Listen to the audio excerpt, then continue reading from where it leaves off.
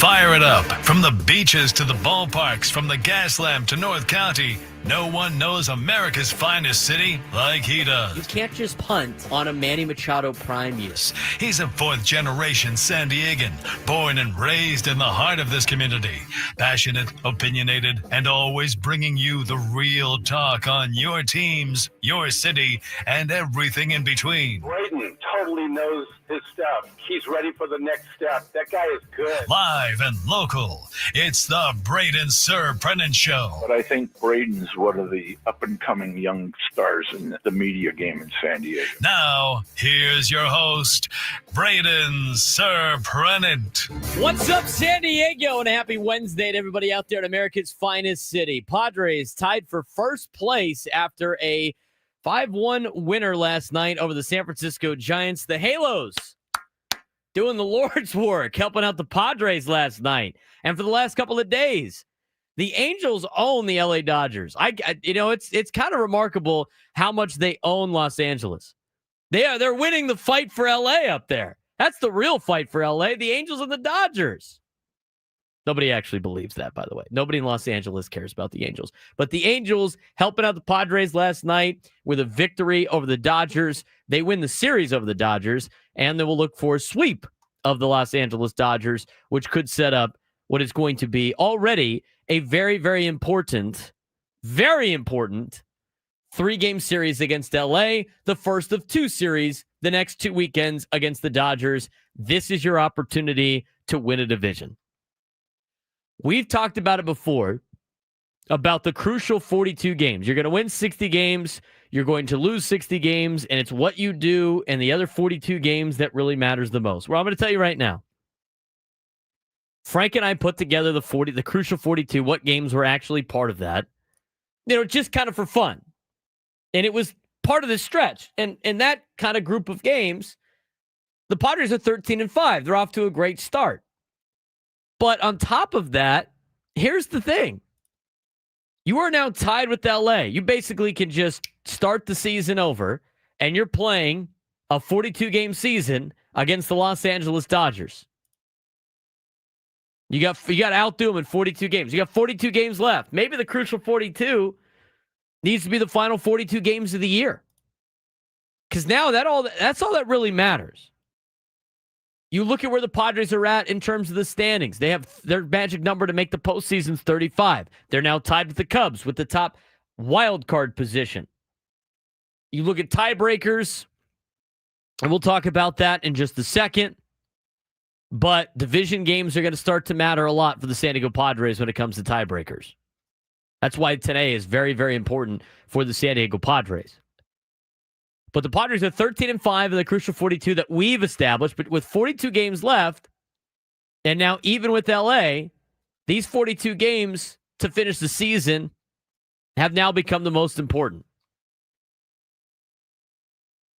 Because you are now participating in a 42-game season, starting 0-0 against LA, right? 0-0 on the year. You got to outdo them in 42 games.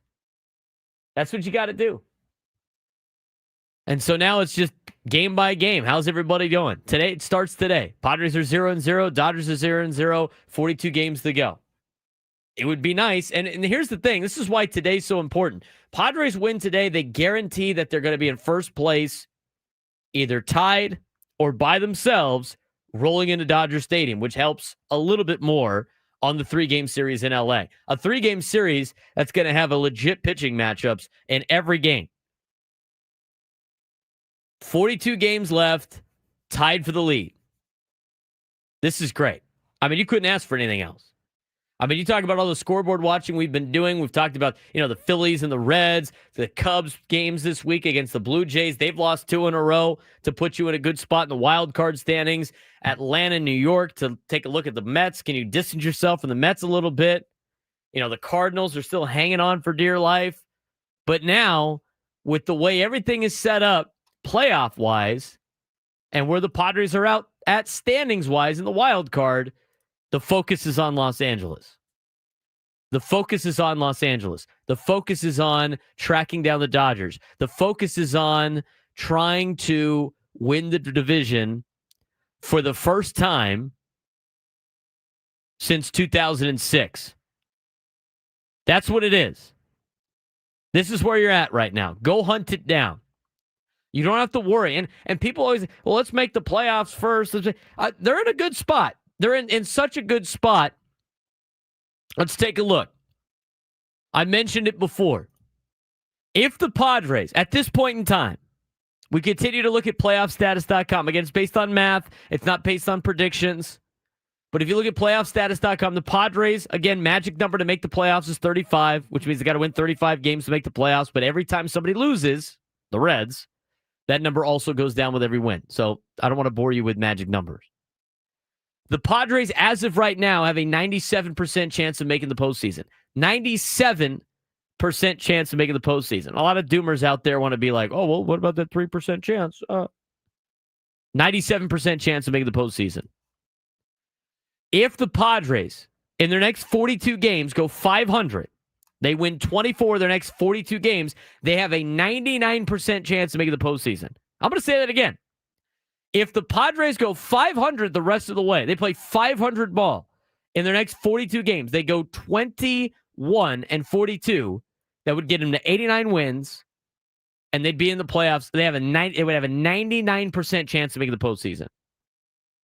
Stop worrying about just making the playoffs. It's time to start worrying about winning a division. Winning the division for the first time since 2006. Putting yourself in a position to win the division for the first time since 2010. The Padres haven't been this high in the standings at this point in the year since 2010.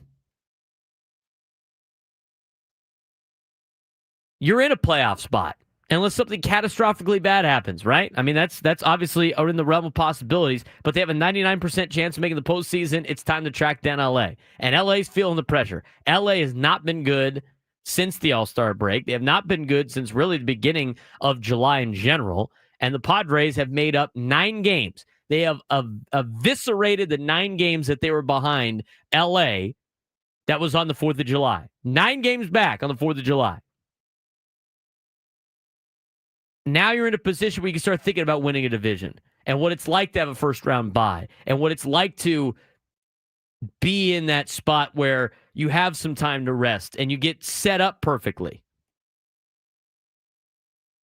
I'm telling you, it all comes down to 42 games, the final 42 games of the season. Dodgers are 12-20 since the 4th of July. Their bullpen hasn't been very good. They've coughed it up a bunch. They're starting rotations, trying to come back from injury. Their lineup has a handful of names in it that you wouldn't expect and are also struggling. Now's the time to strike.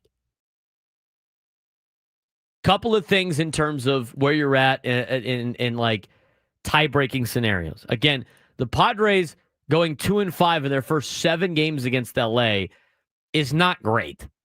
Okay, so they're going to have to, if they want to win a tiebreaker over LA, they're going to have to sweep one of the next 2 series. Okay, so if they go 2-3, then they take 2 out of 3 in the next 2 series against the Dodgers. That gives them 4 extra wins and 2 extra losses, and you lose the series 7-6. You have to sweep one of them if you want to win a tiebreaker over the Dodgers. That's a very hard ask. Okay, especially with the emotions of that game, especially of the emotions of that series and the way things play out in those series, it's going to be very difficult to ask the Padres to do that. But if you want to win a tiebreaker over LA, you have to sweep one of the series and win the other one. We'll see how that plays out. In terms of other tiebreakers, because you are currently tied with the Chicago Cubs, according to Major League Baseball's tie-breaking rules, head-to-head record, you split with the Cubs, you split with the Phillies, right? I mean, there's a couple of teams here that you've already split with that you're competing with, and then it's interdivision record. So your record against the Padres' record against the National League West is going to be compared to the Cubs' record in the National League Central. The Cubs right now are 19-15 in the National League Central. The Padres are 18-13 in the National League West. It's very tight as of right now. That's why today's game is even more important for the San Diego Padres against the San Francisco Giants. Add another division win. They got to rack up wins against the Rockies. I mean, all of those things need to happen to win some tiebreakers against the Cubs who you split with, the Phillies who you split with. You got to win one game in New York to win that season series. If not, then to get swept in New York would be just awful if you're the Padres. But later on, that's another one you have to deal with. Milwaukee took 2 out of 3 from. It'd be nice to take 2 out of 3 from them again when they come here to San Diego. But that's another team that you have to worry about in terms of tie-breaking scenarios. And then same thing with the Reds. I don't really think the Reds are too much of a problem for the Padres right now. But when you're looking at how everything plays out in terms of the division and in terms of the wild card, as mentioned before, the Padres are in a really good spot wild card-wise. It's time to track down the division.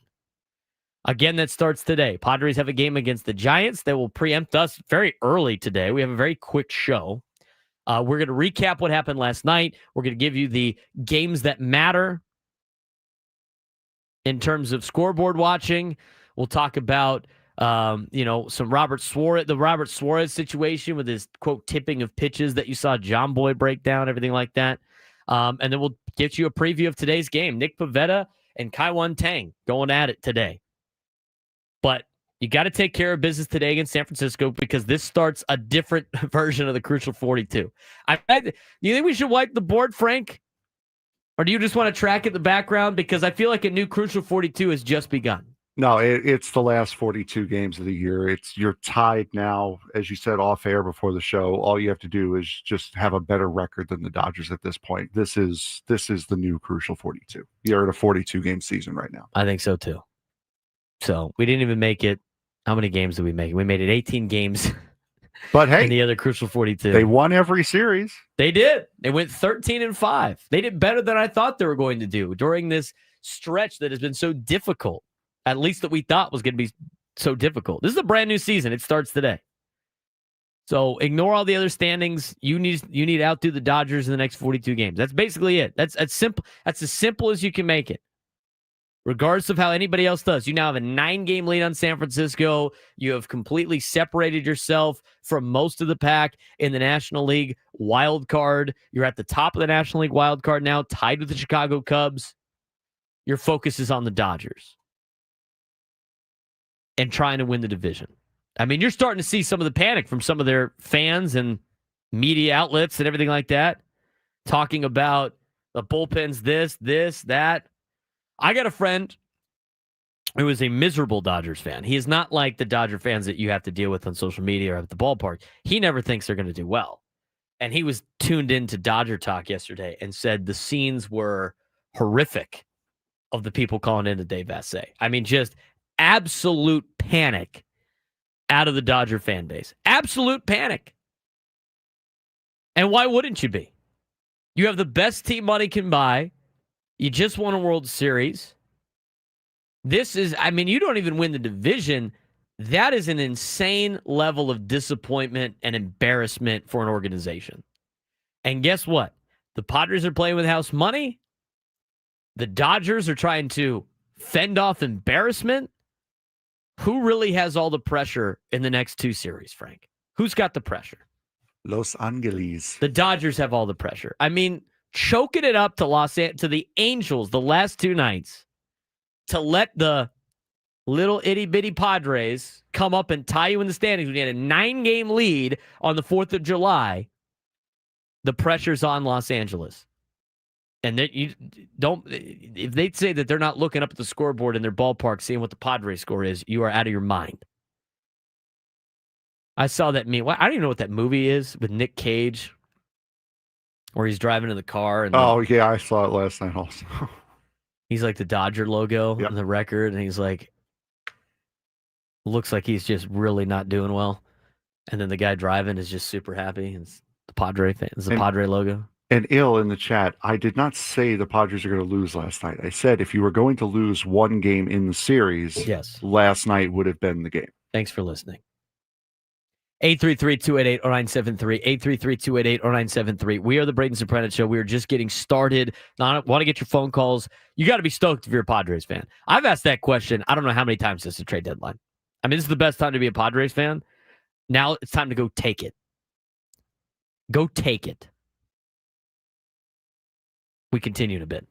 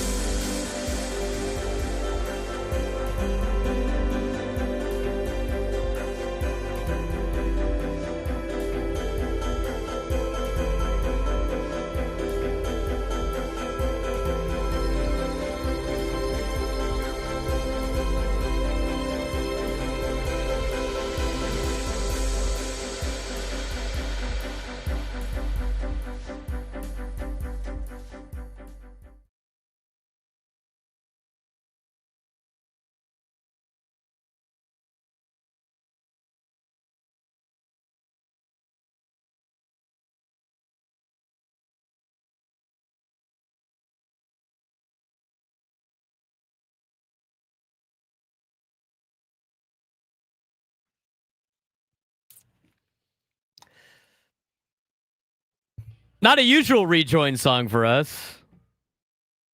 And I calling on angels. So great. Especially when the angels help you out. You're going to get us copyright stricken for that. Thank you. For me singing? I don't think so.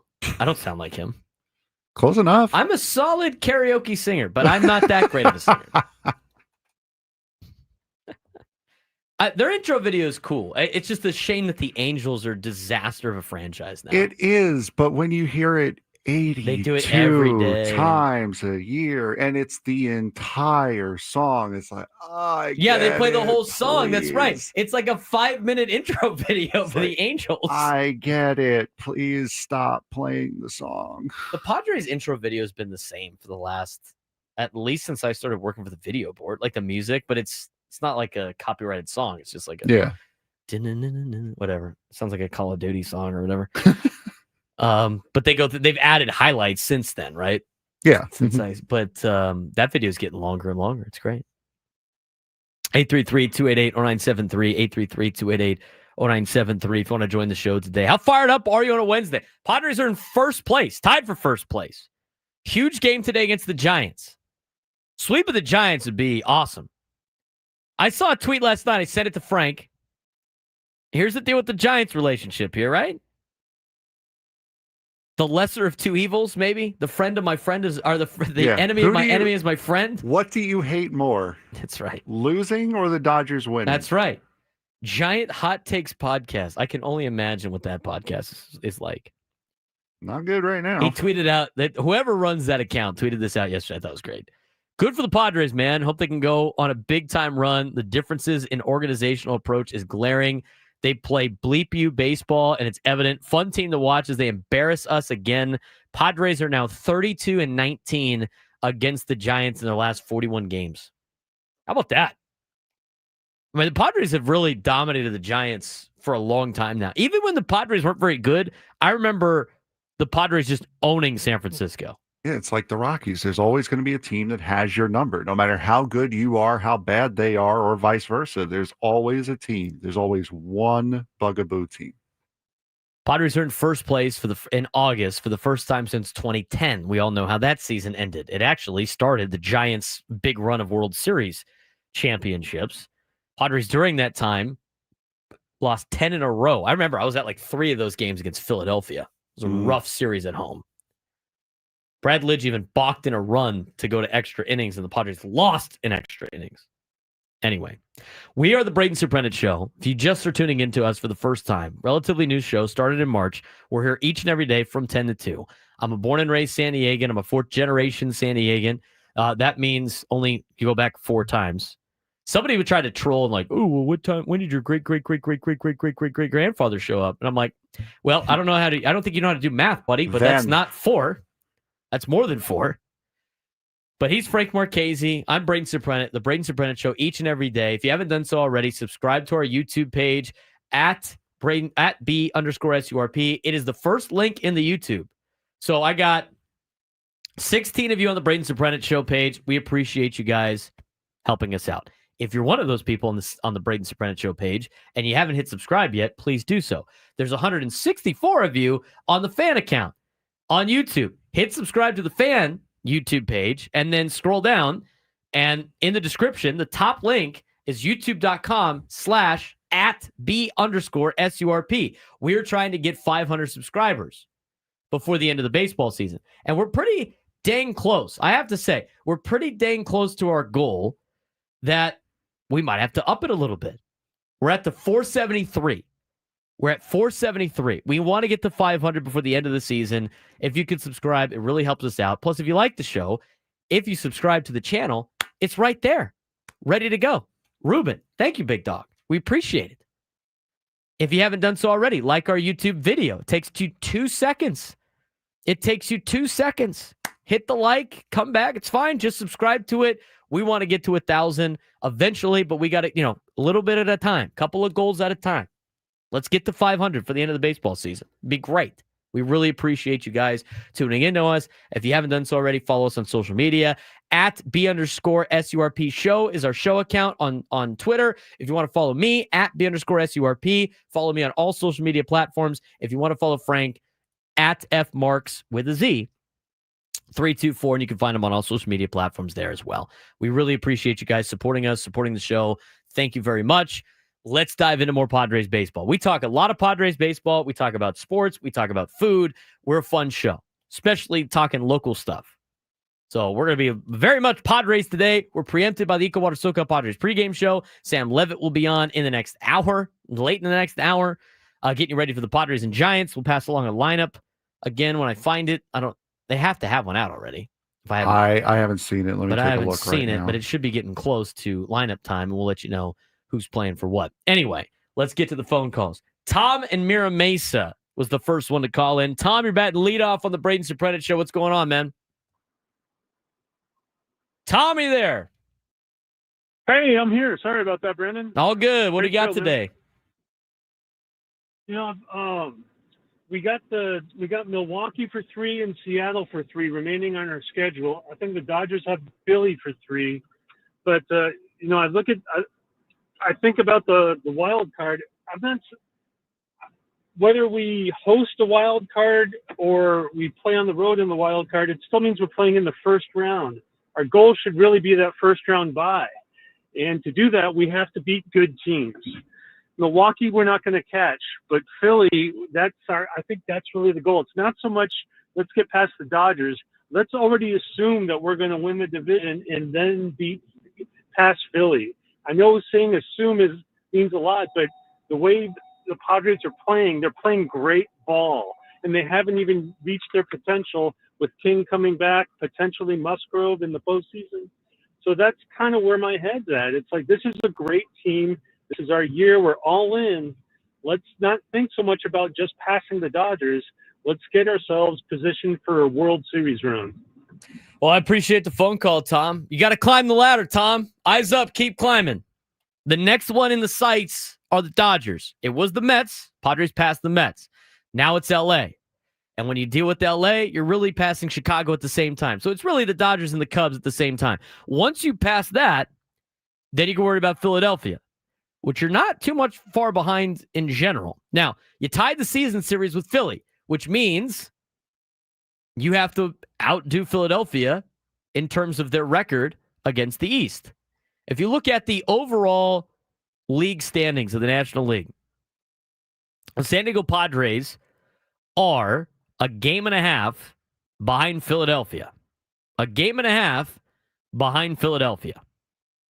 Okay, that's not a lot. You can make up that ground on the Phillies. You got to look, though, at your expanded standings on MLB.com in terms of tie-breaking scenarios. This is why this game is ultimately important, because you split the series with Philly, which means you got to outdo them in their interdivision record. They're 16-12 in the National League East. The Padres are 18-13 in the National League West. It's based on percentages. I can't do it in my head. I'll tell you what it is in a second. But it's still tight. They're 4 games up, 4 games above 500 against the NL East, and the Padres are 5 games above 500 against the NL West. It's right there, neck and neck. That's the next thing you got to worry about in terms of tie-breaking scenarios. Same thing with the Cubs. Cubs are 19-15 in the National League Central. And again, even though you're tied with a team that's in a different division, that's how they determine the tiebreakers, at least the number 2 spot. If they happen to be tied again, then it goes to another qualifier. There's like 5 or 6 tiebreakers because they don't have game 163 anymore. And if we have to cross that bridge, we'll cross that bridge. 833-288-0973, 833-288-0973. Let's get to Richard in Hillcrest. Richard, what's going on? You're on the Braden Surprenant Show. Happy Padre Wednesday, guys. Happy Padres Wednesday. Love it. What a great day to wake up being in first place. Nothing better than that. Absolutely. You know, I think at the rate they're going, they're definitely going to be a chance to really win this division over the Dodgers. I like the fact that King's coming back and Yu is starting to get back in his regular routine. Our pitching is strong and our lineup is awesome. I really believe in this team. I think we're going to win the division. Watch for a parade at the end of this year, buddy. Just watch for it happening here in San Diego. I hope so. That's the dream, Richard. We appreciate the phone call, man. Absolutely. Absolutely. You got to do it now, though. I mean, it's great. It's great being in first place. It's better if you're in first place by yourself. I don't like sharing. I don't want to share. I don't know this sharing BS. It's time to win it outright. It's time to distance yourself from the... You have now caught the Dodgers. It's time to distance yourself from Los Angeles. Put the pressure on. That's why it's important to win the day, and it's important to get 2 out of 3 of LA over the weekend. I mean, they're not going to sweep Los Angeles. I'm going to tell you that right now. If they do, awesome, because now you can start thinking about winning the tiebreaker on the season. But win today against the Giants. Look to take the series in LA, and at that point in time, you will be at minimum, a game up on Los Angeles going into next week. And you got to play this Giants team again while they're playing the Rockies. And who knows? They might be stressed out against Colorado if they lose the division lead. You got to take it one step at a time. I like where Tom wants the bye. I you know what? If you're going to win a division, you might as well get a bye out of it, right? If you're going to win the division, you got to get a bye out of it. But you got to pass the Dodgers before you start worrying about the next level. Again, We talked about it before. Eyes up, keep climbing the leaderboard. They've done a great job doing that on this winning streak that they have been on. You got to pay attention to some divisional games. Obviously, a little bit more important. We got a lineup that's out. I'll let you know what those winning percentages are for the teams that you're tied with in terms of overall season series records. We'll let you know about that. And we'll talk a little bit about last night's game. We haven't got to talk about last night's game at all. We're so excited about being in first place. Got to keep it up. Got to keep it going. Braden Surprenant Show.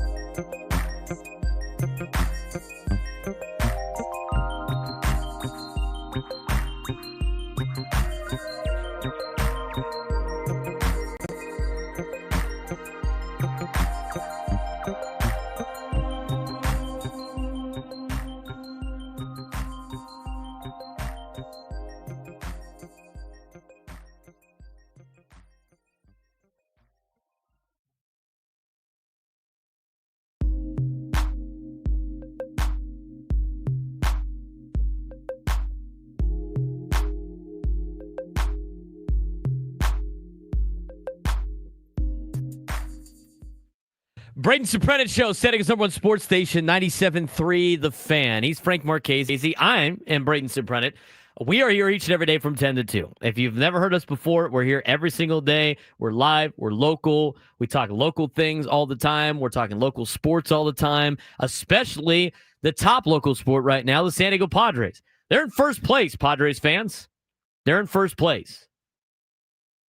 They have completely eviscerated the 9-game deficit that they had behind LA for first place. Now is the time to take over first place and start separating yourself from Los Angeles. Relying on the Angels again is very gutsy because the Angels are 5-0 against the Dodgers this year. Today is a must-win game for the Padres. As crazy as that sounds, you're about to start. You got 42 games left. We've talked about the crucial 42. We are wiping that out. And the last 42 games are our new crucial 42. You're tied with LA. You start 0-0 with Los Angeles. They start 0-0. You got to outdo them in 42 games, and you'll be division champions at the end of the year. And the pressure is on them.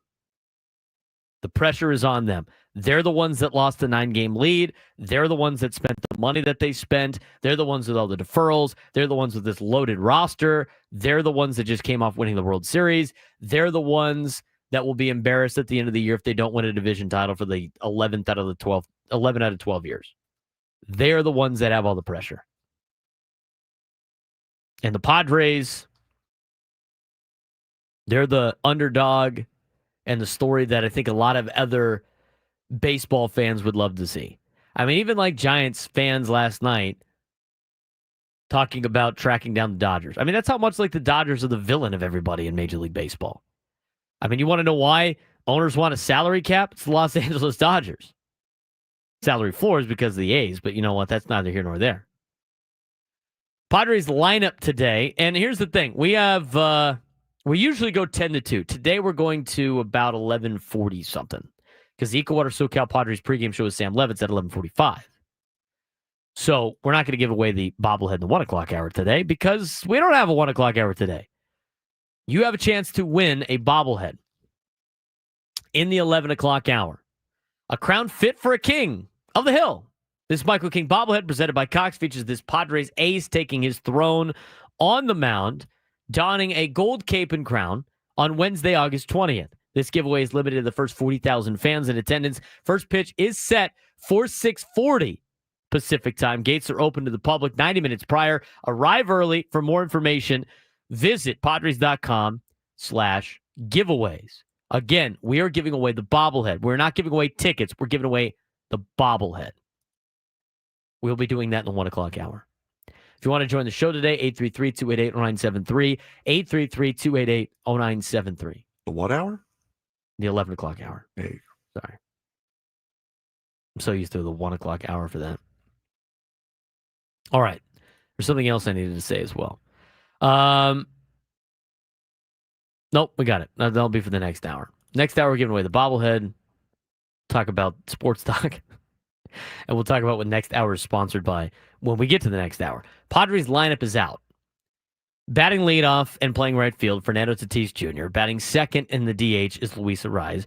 Manny bats third. He plays third. Jackson Merrill's playing center field and batting cleanup. Xander Bogaerts batting fifth, playing shortstop. Ryan O'Hearn gets the start today at first base and bats seventh. Bats sixth. Ramon Laureano is batting seventh and playing left field. Jake Cronenworth batting eighth and playing second base. And Elias Diaz is catching and batting ninth. Freddie Fermin cannot catch every single day. He needs to have days off. Today is a day that Diaz will play instead of Freddie Fermin. One of the first comments I'm seeing on the lineup is Pivetta needs to learn Fermin already. It's day game after a night game. They're not gonna Fermin make was him not do it. catching anyway. They're not going to do it. My knees hurt just thinking about it. About having to catch 3 days in a row. So, day game after a night game, on top of the fact that you can't have Freddie Fermin catch every day. That's really the biggest noticeable change. I mean, last night, and we didn't even have time to talk about last night's game. We haven't talked about it yet. When the lineup came out yesterday, I said, what in the world is Jose Iglesias doing in the lineup tonight? What in the world is he doing in the lineup tonight? Where's Ryan O'Hearn? Where's Gavin Sheets? Gavin Sheets had a great night on Monday. Where are these guys? Why is Iglesias playing? Well, I guess you got to give him some days. Can't just rot on the bench. What does he do? He hits a bomb. Good on Iglesias. Here's the thing about this Padres team that's so good. Sheets has multiple days off, right? Because O'Hearn is basically replaced Sheets. And what does Sheets do when he gets an opportunity to play? He goes out there and rakes. He goes 2 for 3. Jose Iglesias. When was the last time we saw Jose Iglesias before last night? Can you give me like any type of ballpark number? I mean, I can't think of the last time I saw Jose Iglesias start in a game. It's been a while. Maybe on Friday night, honestly. Obviously, Mike Schiltz doing a good job of like fitting him in, but at the same time, you're like, oh, well, you don't really need him too much. Everything else is good. He's a bench player. He's a veteran coming off the bench. You hadn't seen him in a while. And what does he do? He goes out there and hits a bomb. I mean, he almost like single-handedly won the game for you last night. Yeah, he played against the Red Sox on Friday. He's only played in a handful of games since the trade deadline. And not a lot of them aren't even relatively starts. But that's the last time you saw Jose Iglesias. You don't see him too often. He goes out there and hits a bomb. Last night's game. Okay, a couple of things to point away from that. And I know people were watching back and forth between that and the Dodger game, which I'm sure was on MLB Network, as it always is. But looking at last night's game, a couple of things that stood out to me. Obviously, the at-bats were good. Manufacturing runs, okay. Applying the pressure, continuing to apply the pressure. Throughout the ball game, getting off to an early start yesterday, which was also great. And how about Nestor Cortez? I mean, he was close to getting to 5 innings. I mean, he wasn't lights out electric, but he got the job done. 4 2/3 innings, only allowed a run, 6 hits, 1 walk, 6 strikeouts. He had limited the walks. He didn't hit anybody last night, which is great. He improved on his outing against Arizona, and he's looking pretty good for a number 5 starter.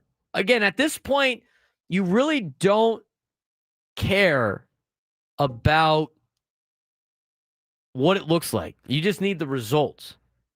Nestor Cortez, 4 2/3 innings. He's now dropped his ERA to a 5.71. I mean, what was that, his 4th start of the year, Frank?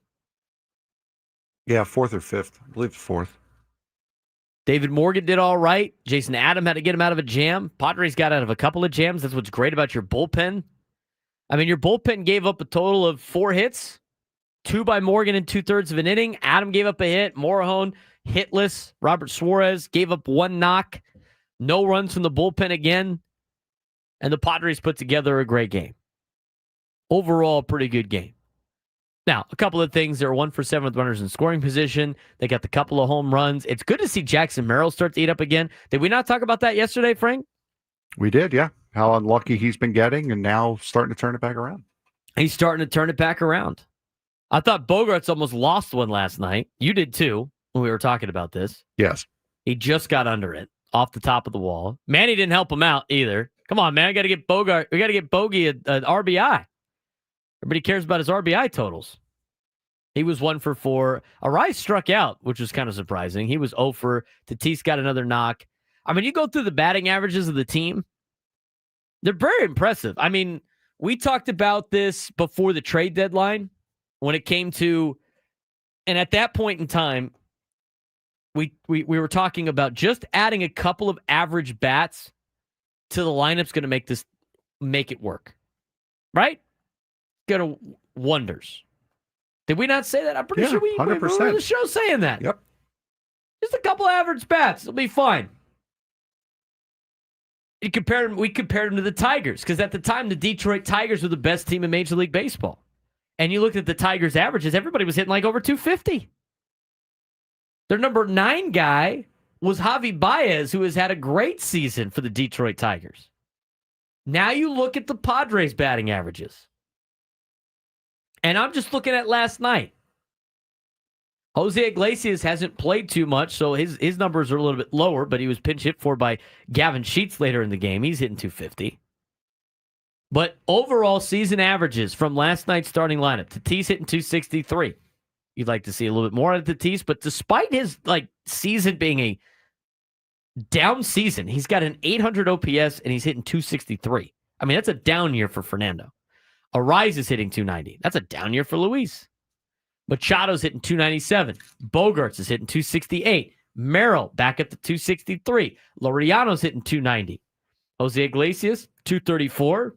Not that great, but contributed last night. Gavin Sheets hitting 250 on the year. Jake Cronenworth, 244. And your catcher is hitting 269. 1 through 9, you got guys that can hit.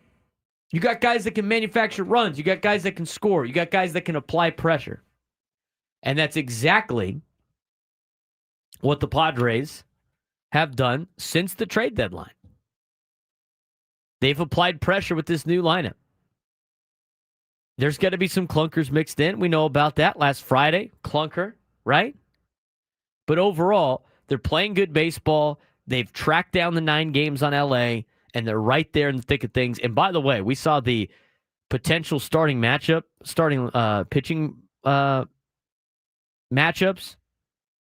It's going to be fun in Los Angeles this weekend. And we'll talk about that in just a second. 833-288-0973, 833-288-0973. Let's get to Owen and El Cajon. Owen, what's going on, man? Yeah. Owen, are you there? Hang on. David in Terrasana, you're on the Braden Surprenant show. What's going on, David? Hey, Braden. Quick parallel I wanted to draw. Grew up in Pittsburgh, so I was a big hockey fan for a lot of years. The 16 and 17 Penguins that won the Stanley Cup, you had 2 superstars, right? Mm-hmm. And everybody else played a role. And that's where I see this Padres team lining up. There's so many role players doing exactly what they need to do to get the team to win. And it's just a phenomenal thing to watch. Thanks. Absolutely. It's a good comparison, right? Oh, hockey comparison, Frank. How about that? You'll love to see it. And our San Diego product, Chad Rudewell, was on that team as a role player. Maybe that's the connection.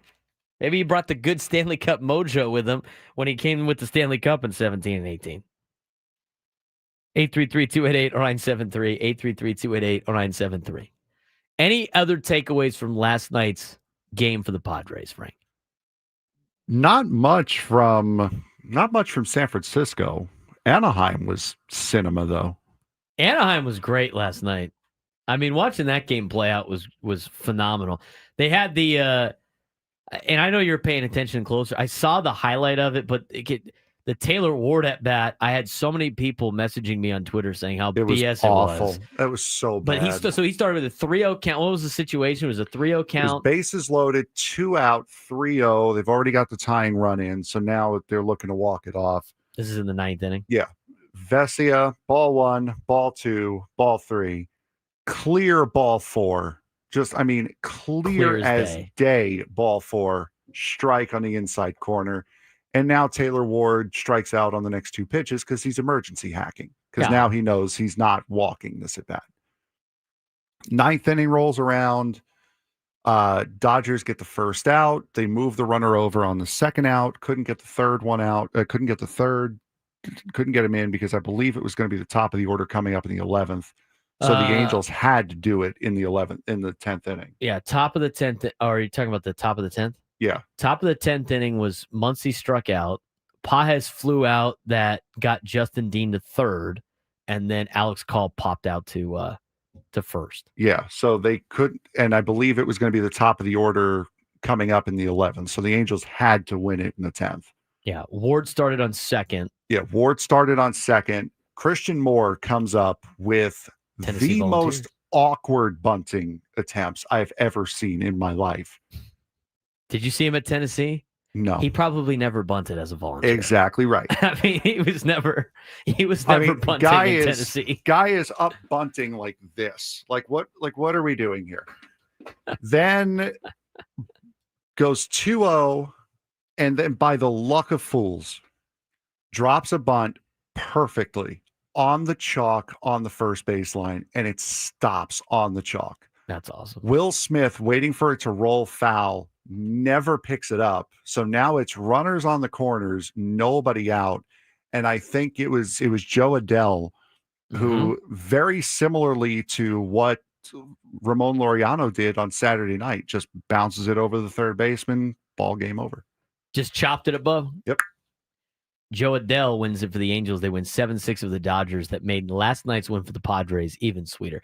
I wonder how many people, I mean, at a certain point, the Padres game, and I don't want to be arrogant about this, but like at certain points, if you got a decent enough lead with the bullpen, you're like, this game's in hand. I wonder how many people started watching in San Diego, started watching the Dodger game when the Padres were up 4-1.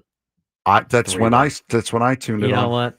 We're gonna flip over. Let's keep monitoring on our phone. And the Dodgers had a couple chances too. Reed Detmers got out of some trouble later in that game as well. I mean, there were some issues to be had in Anaheim last night, and the Angels got through it. How about the Dodgers hitting into 2 triple plays, one in back-to-back years? First time, I think they said it was the first time that a reigning league MVP hit into a triple play in the preceding year since like 1965. That's crazy. And then Ohtani, the former Angel, does it to the Angels as a Dodger against the former Dodger, Kenley Jansen, in the 9th inning. With the Angels win, again, we mentioned before, Padres and Dodgers are now tied at atop the leaderboard for the National League West. We got a pretty big game coming up. An 11 pregame show, Eco Water SoCal Padres pregame show at 11:45. Coming up in the next hour. We only got a couple segments left. Again, we're the Braden Surprenant Show. Talking Padres baseball with you. Give us a call. How excited are you to be a Padres fan right now? We'll take some of your phone calls. We'll talk more Padres baseball when we come back on San Diego's #1 sports station, 97.3 The Fan.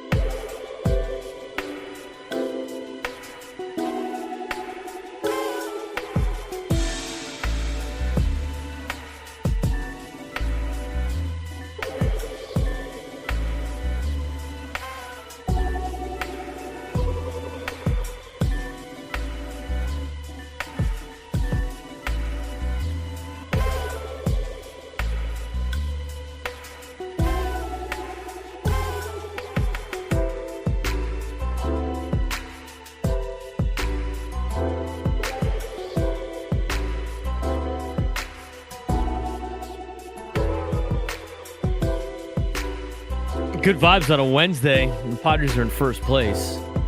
This hour on 97 to the Fans Present is brought to you by U.S. Wellness Meats. Overwhelmed by processed foods, U.S. Wellness Meats offers an all-natural alternative, 100% grass-fed beef, pork, poultry, wild-caught seafood, and more.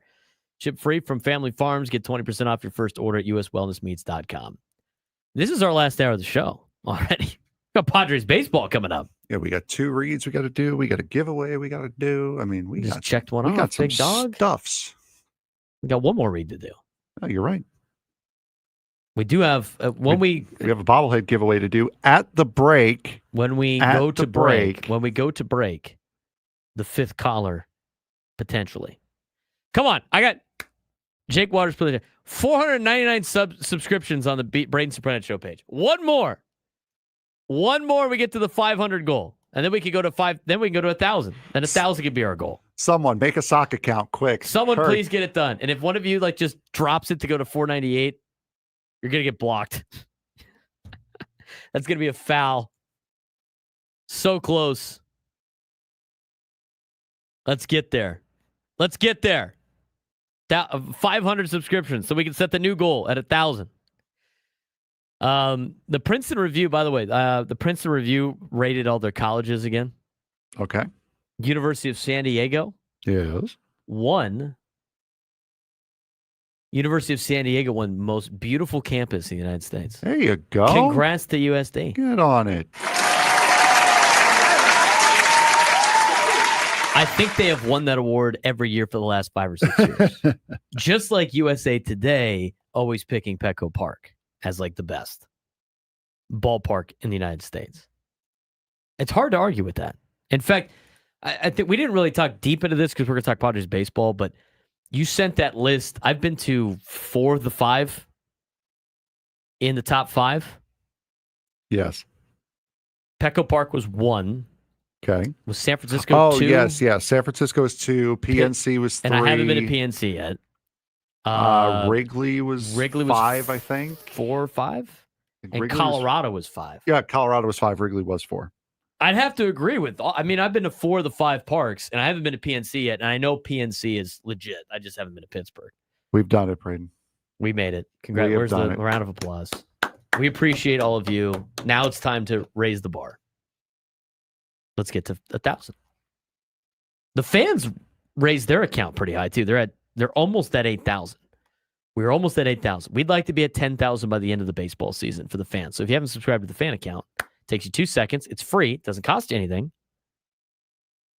And it puts all your information, not all your information. It puts all of your favorite shows right there on the YouTube app, so you don't have to go search for us. It puts none of your information on YouTube. That's right. It does, however, put our shows up to where you can see them. Correct. No personal information will be disseminated on the 97.3 The Fan YouTube, or, well, I can't say for YouTube. No disseminating. But, yeah, there's no disseminating here. Wow, we got up to 531. We appreciate all of you. We're Well, trying to get to 1,000. That's our next goal. 1,000 by the end of the show doesn't seem to be all that all that unlikely. We have 2 segments left. Okay, but at this rate, yeah, let's just keep it. Had 40 in the last 5 minutes. We appreciate it. Let's get to Owen. Owen got a little distracted there, but he apologized. We got to get Owen on. Owen, what's going on, man? Hey guys, sorry about earlier. I got pulled into a conversation with my boss. You gotta work, dude. Hey, you about... gotta make that hard-earned money, dude. That comes a little bit before us, all right? Oh my goodness, yep. Got to pay the bills. Everyone knows that. That's right. What do you got for us today? Anyway, I was just I wanted to comment on, after seeing all the games that Freddie Fermin has been behind the plate. I'm really hoping that Freddie Fermin can really make a positive impression on young Ethan Salas. Hopefully, turn that young career around and he can start rising up that MLB pipeline, because just seeing the vast difference between Diaz and Fermin handling the pitching staff is just awesome. So I'm really happy about that trade. I was a little skeptical about it first, but the Ferminator has firmly bought us all in. So go Padres, man. Thank you. Go Padres. Owen, appreciate the phone call, man. We haven't talked too much in that. Again, it's only been, what? How many games did I say it's been since the trade deadline? The Padres are 8-3. It's been 11 games. 11. It's been 11 games. And Freddie Fermin has not played in every game. But so far, his impact has been felt. And we talked yesterday or 2 days ago about Freddie Fermin, and in Kevin Acey's daily newsletter about the praise that A.J. Preller and the Padres have gotten from that trade, from all of these entities that either managed Freddie Fermin or coached Freddie Fermin, or guys that, played against, played with. He's been a huge asset. You talk about Freddie Fermin and then his ties to San Diego, especially the catching ties. Carlos Hernandez, the color analyst for Spanish radio for the San Diego Padres. You were 5 minutes away from their house. Had that relationship with him. The Venezuelan that he is. Got to learn under Salvador Perez. He's now under that Salvador Perez tree. He's been there for, he was in Kansas City for 4 years, at least the big leagues. Obviously was in the minor leagues, probably had a lot of spring trainings with Salvador Perez. He's obviously learned a lot. And a lot of scouts thought that if Freddie Fermin got everyday starts, he would even blossom into an even better catcher than he already is. And I think you're starting to see that. And we talked about this, Frank. You came up with you didn't mind the idea of, during an offseason, signing a guy like JT Realmuto to potentially train, nurture, and get Ethan Salas right. Yep.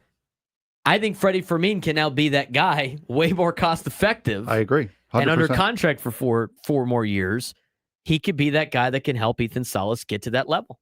I agree 100% with that. You got your guy, you've got your catching pair for the next couple of years. And then, with his age, it's not a bad idea. With his age at that time, Ethan Salas should be ready to take over. Fermin will be, 34, 35 by the time his control runs out. Mm-hmm. You're not really looking for a catcher beyond that point. So you never know. This might have worked out perfectly for the Padres in that case. And now it gives, it doesn't, Ethan Salas doesn't have to be rushed as much. Correct. Right? They could be a little bit more patient with Ethan Salas here in the near future. And I think he's survived enough of the, you never know. A.J. Preller is a wild card when it comes to trades and everything like that. So, he could still get traded. I don't think they will trade him at this point. They did the same thing with Campusano almost every single year. They ended up keeping him. And that's kind of been a thing. And who knows? Maybe you have Freddie Fermin and then Luis Campusano as your backup catcher until Ethan Salas is ready to go. It's been such a great trade so far in trading Kolek and Berger, or two young controllable pitchers. Those are good players that you gave up, good future players that you gave up for Freddie Fermin. But so far it's been working out, and I like the long-term outcome of Freddie Fermin. Freddie Fermin's not in the lineup today because, he's not in the lineup today. Day game after a night game. He already caught the last couple of games. He needs a couple of days off. That's where you're at. 833-288-0973. 833-288-0973. I know somebody that's fired up. Do you know? I know somebody that's fired up. You know who I'm talking about? I might. But he happened to be on line 2 at the moment. He might be on line 2. His name is Brandon. He's in Carlsbad. He always brings the fire. And Brandon, we got a lot of people tuned in today. You got to get him fired up for Padres baseball. How we doing, Brandon?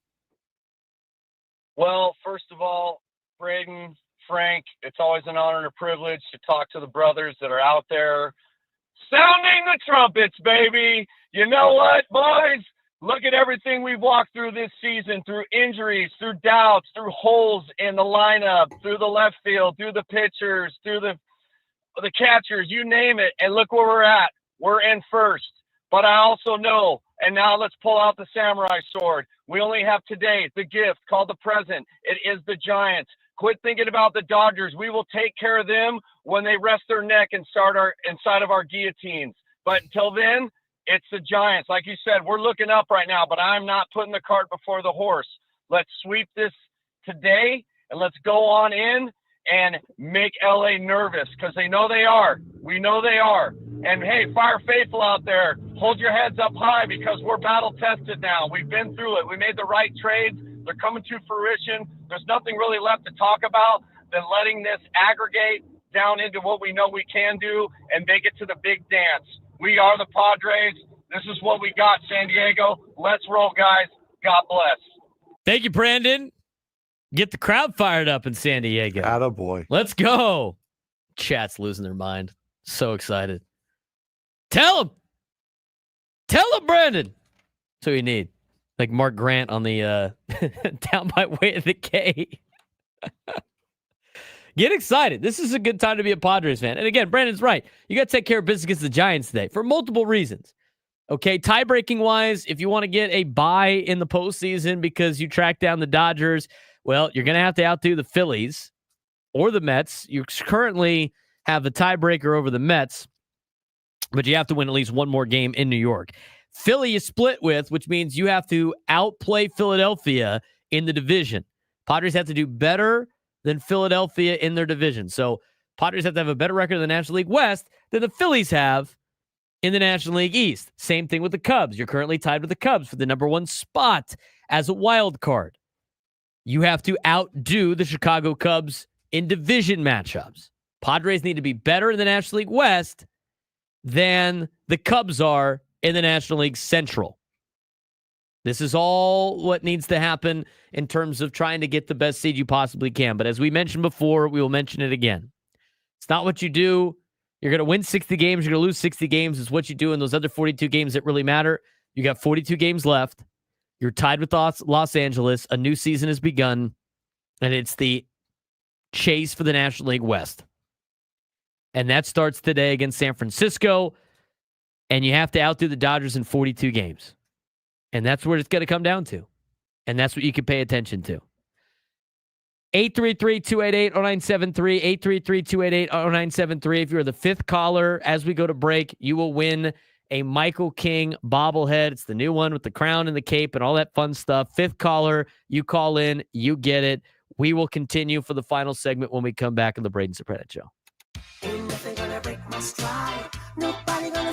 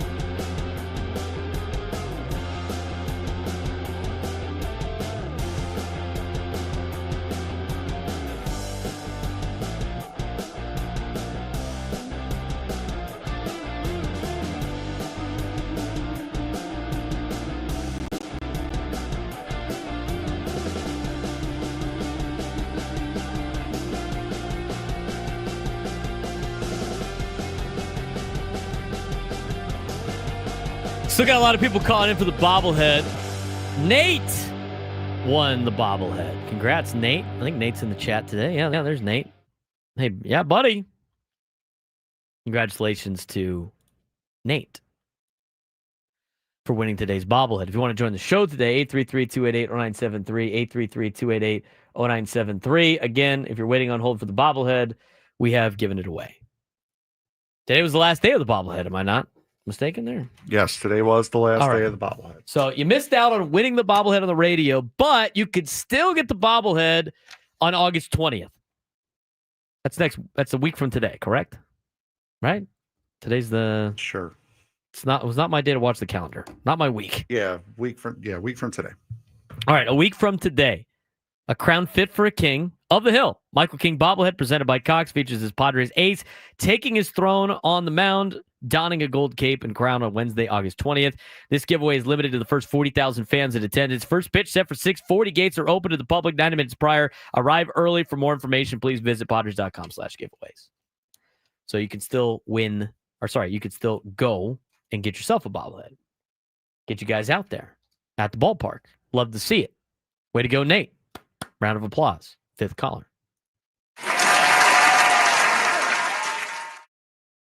I like how EC Money called in. He was the first guy to call in. He was mad at you for saying he was the first caller. Sorry, bud. You called in too early. I don't know what else to tell you there, bud. EC Money's like, oh, come on, Frank. I thought that was hilarious. Come on, Frank. Dang you, Frank. That's on you, man. I guess that's a foul on you. Yeah, I know. Well, I'll take it. There you go. He draws the foul. Can I give myself 4 more fouls just for stuff I'll do later today? I'm sure.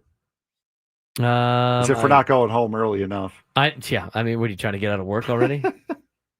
He fouls out. I mean, he's gone. Boom. See ya.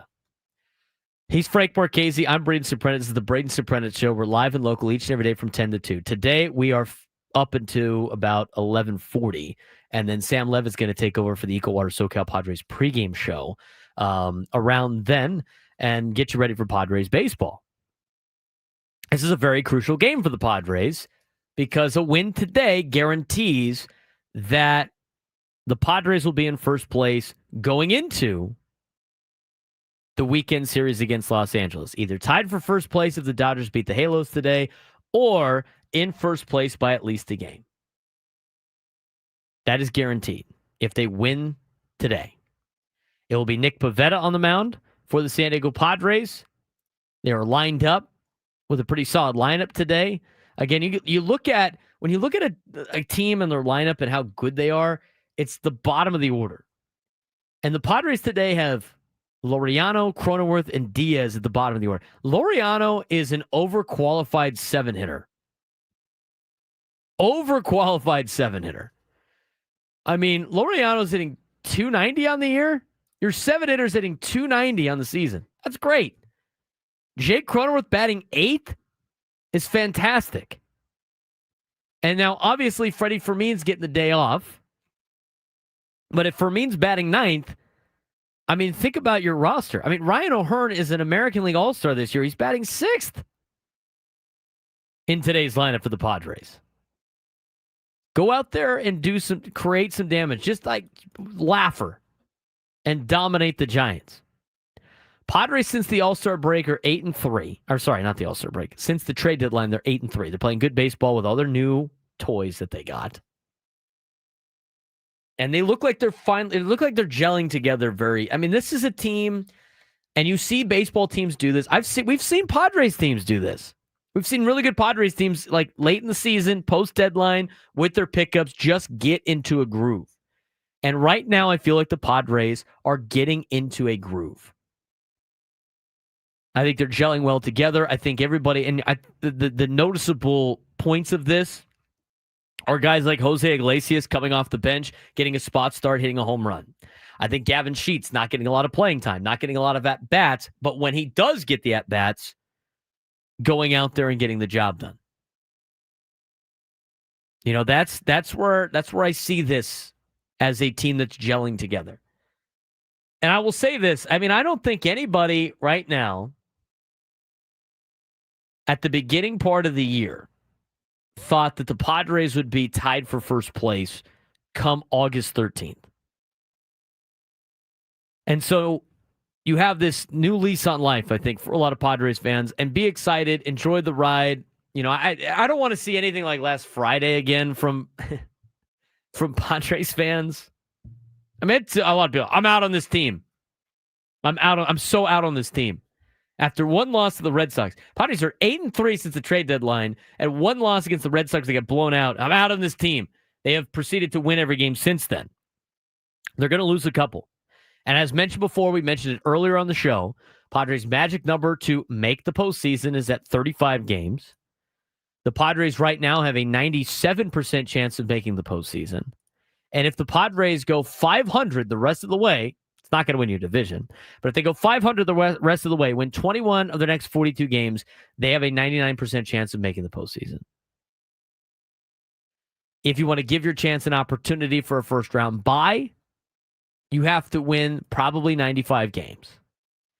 Because as of right now on playoffstatus.com, if the Padres win 27 of the next 42, so they win 64% of the remaining 42 games, gets them to 95 wins, they would have a 51% chance of getting the number 2 seed in the National League playoffs, which would mean they would win the division. And at the beginning of the season, what was my initial? I had my initial prediction, and then they jumped off to a good start. I'm like, oh, maybe they can win 96 games. At the beginning of the season, I went through the entire year, and I had the Padres surprisingly at 94 wins, which I think was kind of high. In order for the Padres to win 94 games, they're going to have to win 26 of the next 42. Prolific in the YouTube chat on the Braden Surprenant show page. There's 26 of you on there. We appreciate you joining us on that side. Prolific said 96 wins. But I also thought the Diamondbacks would be a lot better. They've had a lot of injuries. I mean, I look at my predictions now. I mean, the Braves have just been so disappointing. But I had the Mets having a winning record. I had Philly having a winning record. I had the Cubs winning the division. I had the Brewers right there, but not. I had them like 500. They've been exceptionally good. But anyway, just kind of how everything lays out. If the Padres win half their games for the remainder of the time, they're at a 99% chance of making the postseason, which if that's the case, then you can focus on just the Dodgers. You can focus on the division. You can focus on tracking down LA. And this weekend's going to be fun, but you got to, Brandon in the phone said, you got to track them. You got to take care of business against the Giants first. And they've done good so far. It'd be nice to get a sweep in there, but I really think the Padres are playing really well and into a groove. And again, we're going to have 2 more shows before the Padres even throw a pitch against Los Angeles. And we'll hype that series up. And again, you're looking at a potential pitching matchup. You look at a potential pitching matchup with the Dodgers of King and Kershaw on Friday, Cease and Snell on Saturday, and Darvish and Glasnow on Sunday before you take on this Giants team again. It's fun times being a Padres fan. 833-288-0973, 833-288-0973. Let's get out to Clay in the South Bay. You're on the Braden Surprenant Show. What's going on, Clay? Hey, gentlemen. Definitely jazzed about all this activity, and especially last night's games. I mean, keeping track on the LA game on my phone and watching the Padres. I mean, what more could you want? It was better than 84, though, Braden, because, now we've got 3 divisions in the National League rather than 2. But overall, I mean, the team is a team by definition. I mean, execution, definition, offense, defense, pitching. I mean, this team is rocking, and I am pretty jazzed for the LA series, jazzed for them to come home and take on San Francisco and LA again. All I can say is let's just keep it rolling, boys. We're rolling hard, and let's just do it. Clay, appreciate the phone call. Keep it rolling. Just keep it rolling. 833-288-0973, 833-288-0973. Let's get out to Josh in San Diego. Josh, what's going on, man? What's up, guys? Hey, so many cool things going on, and one thing that's like, this is not a downer thing. It's like things we're rolling, right? But I think we should propose a new role for Mason Miller. So the next time someone throws a toddy, the next inning, Miller's on the hill, and the first guy up gets it in the ear hole. And I bet we stop seeing toddy get thrown out. What do you think? Well, yeah, that's kind of like the enforcer that you would be at, and I appreciate the phone call, Josh. And we explained this earlier in the week. The thing is, the best way to attack Fernando is going inside.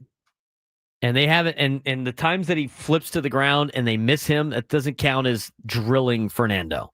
And they're not intentionally trying to hit him. They're intentionally trying to, go inside, because for a batter like Fernando that dives down at the ball and across the plate, you have to make him feel uncomfortable. So he's going to get that a lot. The time that you retaliate is when a team in a series or a team that you've played before has hit him multiple times, like Los Angeles did the last time the Padres played the Dodgers. That's when you retaliate.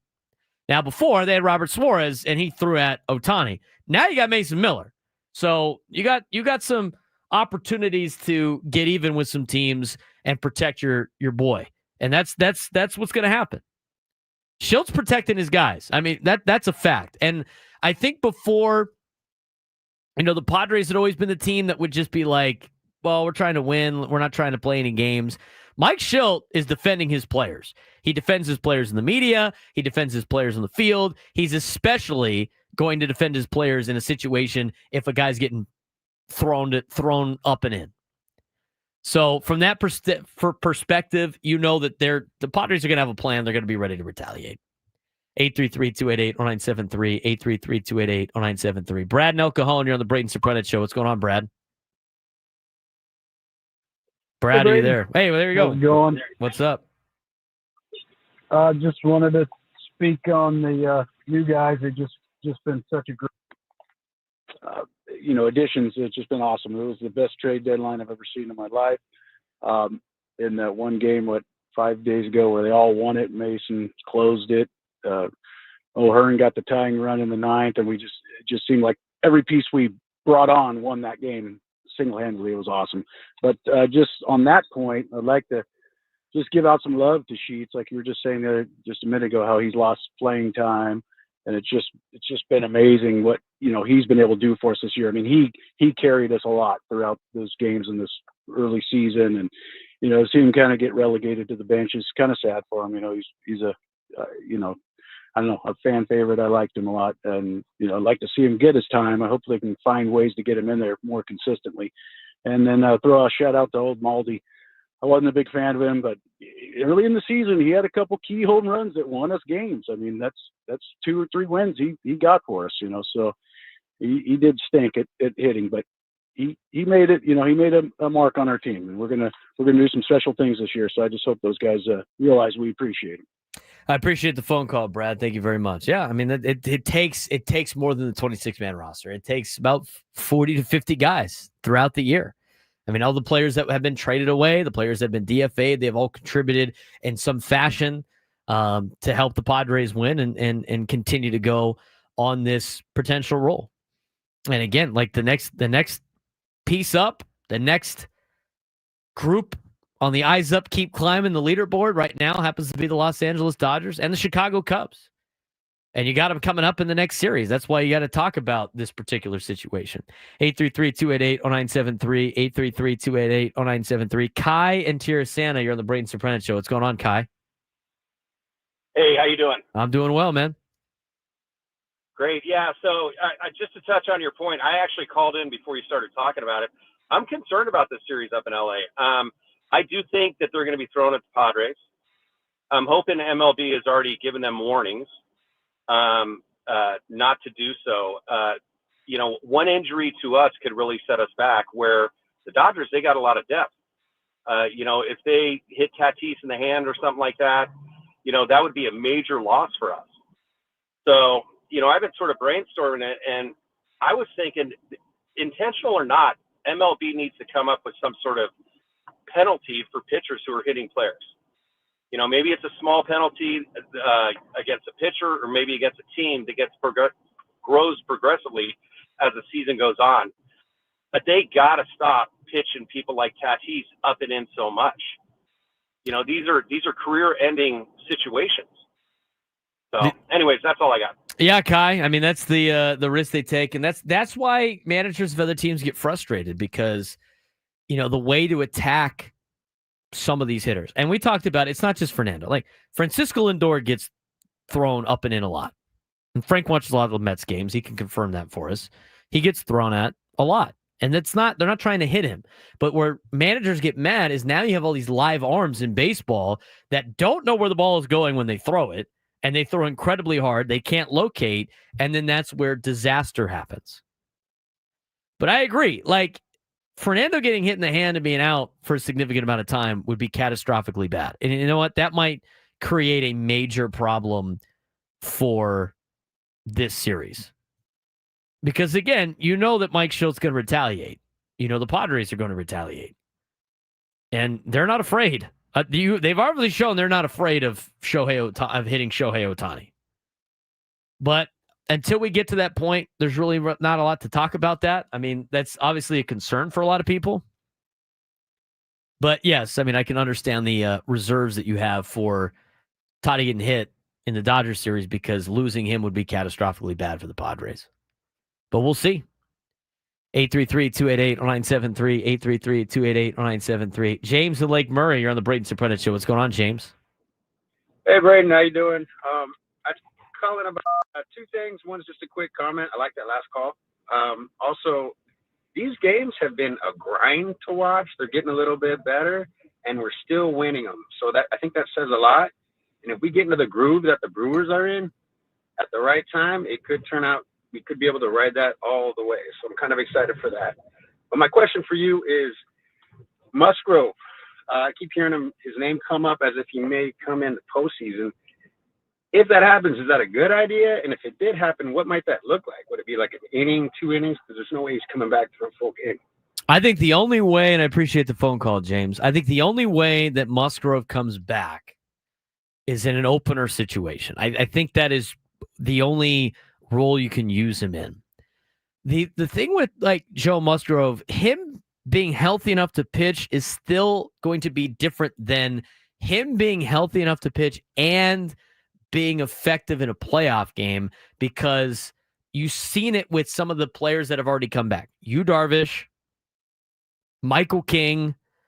It's being healthy, but also at the same time getting back into a groove of pitching in Major League Baseball games. And I don't know, the thing I go back to thinking about Kyle Schwarber with the Cubs and that World Series run. Remember, he missed like the entire season. And he got a rehab assignment late in the year and started to go through the progression. I think he was playing in like the Arizona Fall League a little bit too. I can't remember if off the top of my head, if they play that during the postseason or not. But I remember him getting some reps and then getting called up for the postseason. And for a hitter, it's a little bit different than a pitcher. So if he does come back, I think it'd be an opener role. I don't want him to get hurt again because the Padres need him for 2026. I would say more than they need him for 2025.